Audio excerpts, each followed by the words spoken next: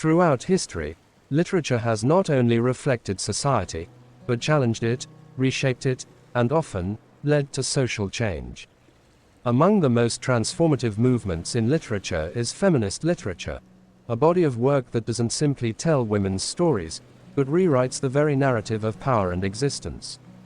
But what is it about feminist literature that resonates so deeply with readers, spanning across time, culture, and history? Why does it have the power to unsettle, inspire, and provoke deep reflection? In this exploration of feminist literature, we'll dive into the heart of its themes, the layers of its critique, and the way it continues to shape our understanding of gender, identity, and the power of storytelling. Feminist literature didn't emerge in isolation. Rather, it arose from centuries of patriarchal structures that marginalized and silenced women. For a long time, literature, like many other institutions, was dominated by male voices. These voices constructed narratives about women, often limiting their roles to passive figures, mothers, lovers, temptresses, who played supporting roles to the male protagonists. However, as women's roles in society began to shift, particularly with movements like suffrage and the fight for equal rights, so too did their literary voices. The seeds of feminist literature were sown during these early struggles for rights, most notably in works like Mary Wollstonecraft's A Vindication of the Rights of Woman, 1792. Wollstonecraft's revolutionary text argued for women's education and rationality, countering the prevailing belief that women were naturally inferior to men in intellectual pursuits. This was a radical statement at the time, one that laid the groundwork for future feminist writers. Her call for women to be seen as full, autonomous human beings rather than mere adornments to men would echo through centuries of feminist writing. The late 19th and early 20th centuries saw the rise of feminist novels, particularly in works like Charlotte Perkins Gilman's The Yellow Wallpaper and Virginia Woolf's A Room of One's Own. These works did more than tell stories. They challenged the very structures of patriarchal society, asking readers to question how gender shapes power, creativity, and freedom. Gilman's short story, for instance, addresses the mental and physical consequences of the patriarchal medical establishment's treatment of women, while Woolf famously argued that for a woman to write and create, she needed both literal and figurative space, a room of her own. At the heart of much feminist literature is a critique of patriarchy, the societal structures that grant men power over women. This critique goes beyond simply challenging individual men. It questions the entire system that positions women as inferior. One of the central themes is the examination of gender roles, particularly how society shapes and enforces expectations about what it means to be a woman. Take Sylvia Plath's The Bell Jar, a semi-autobiographical novel about Esther Greenwood, a young woman struggling with mental health issues in a society that restricts her ambitions.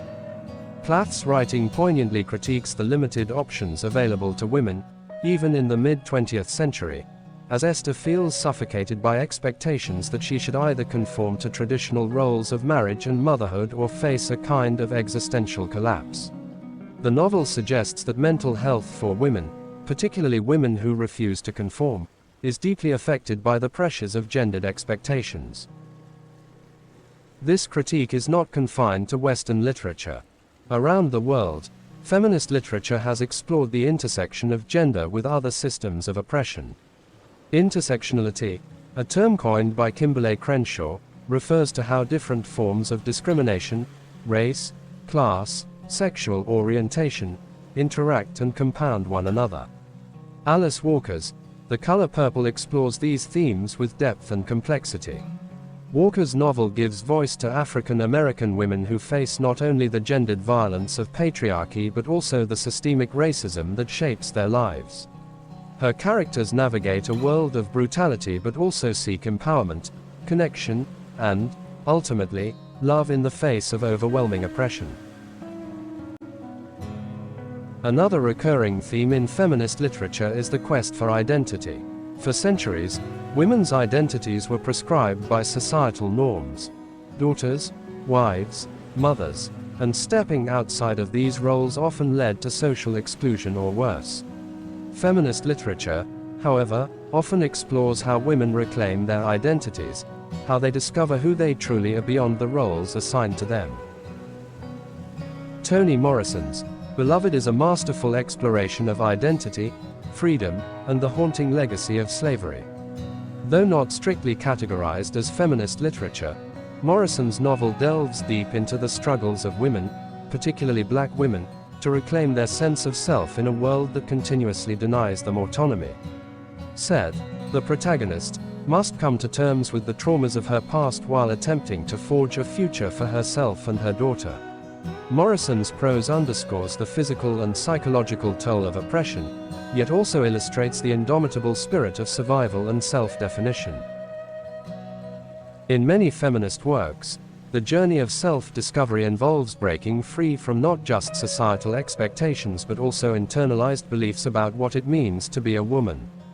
The characters in feminist literature are often deeply introspective, wrestling with their internalized oppression. They question the roles they have been given and search for a new way of being.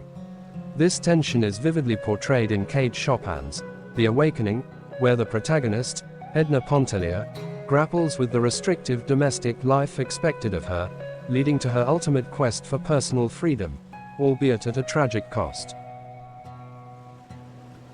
While much feminist literature highlights the struggles women face under patriarchal structures, it is also deeply focused on empowerment. Feminist writers often use their works to present alternatives to the status quo, envisioning worlds where women have more autonomy and agency. They write not just to critique but to inspire resistance and change.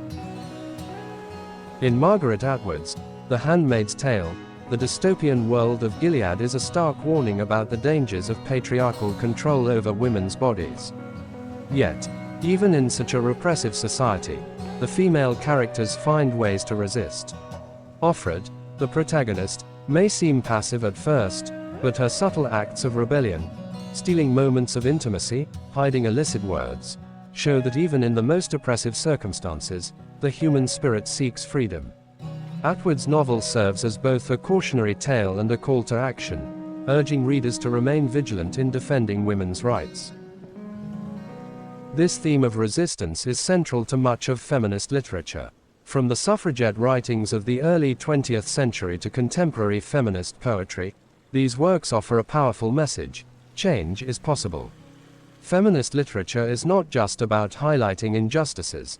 It is also about imagining new futures and giving readers the tools and inspiration to create a more equal world. It's crucial to recognize that feminism is not monolithic.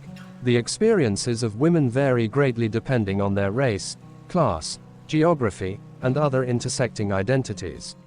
This is why the concept of intersectionality is so vital in feminist literature.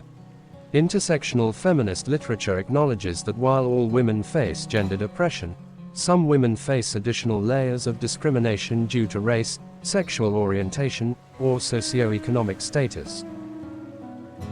Writers like Chimamanda Ngozi Adichie, in works such as We Should All Be Feminists and Half of a Yellow Sun, explore how race and colonialism intersect with gender.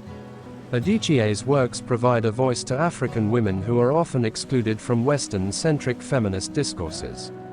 Her narratives challenge the reader to rethink feminism in a global context, questioning how Western feminist movements can sometimes overlook the struggles of women in post-colonial societies. Similarly, Indian author Arundhati Roy, in The God of Small Things, examines how caste and gender intertwine, adding further complexity to feminist struggles. These voices are essential because they broaden the scope of feminist literature, ensuring that it remains inclusive and representative of diverse experiences. In the 21st century, feminist literature continues to evolve, with contemporary writers taking advantage of digital platforms to amplify their voices. Social media, blogs, and self-publishing have created spaces for women, particularly those marginalized by traditional publishing industries, to share their stories. The accessibility of these platforms has democratized literature, allowing more women to contribute to feminist discourse and expand its reach. Authors like Roxane Gay, with her collection of essays Bad Feminist, offer nuanced, intersectional takes on feminism in the modern world, exploring everything from pop culture to sexual violence. Gay's work, like many contemporary feminist writers, embraces the complexity of being a feminist in an imperfect world, acknowledging that even those who strive for equality can have contradictions and flaws. The rise of digital spaces also means that feminist literature is no longer confined to books. Visual media, podcasts, and YouTube channels have become vital tools for feminist writers and thinkers. These platforms offer opportunities for critical discussion, enabling new voices to join the conversation and for feminist literature to continue evolving in real time. As we've explored, feminist literature is a dynamic, ever-evolving body of work that challenges societal norms, empowers marginalized voices, and imagines new worlds of equality and justice. Whether through the powerful prose of Toni Morrison, the radical ideas of Simone de Beauvoir, or the sharp social critiques of Margaret Atwood, feminist literature holds up a mirror to society, forcing us to reflect on the structures that shape our lives and how we might dismantle them. If you found this exploration thought-provoking, don't forget to like this video, share it with others who might appreciate it, and subscribe.